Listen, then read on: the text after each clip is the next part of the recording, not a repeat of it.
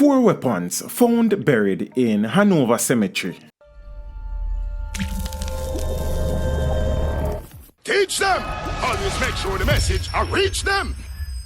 The Hanover police found 4 firearms and a quantity of ammunition in a cemetery in the parish on Easter Sunday. Reports are that about 1 p.m.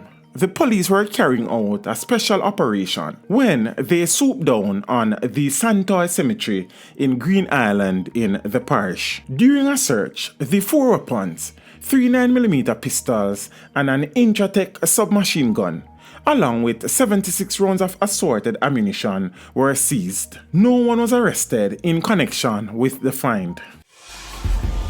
Teach them! Hey, yo, hello! Send the message and make it reach them. It's teach them. Right here, Warlord representing. Thank you for watching. Please leave a comment below. Remember to like and share the video.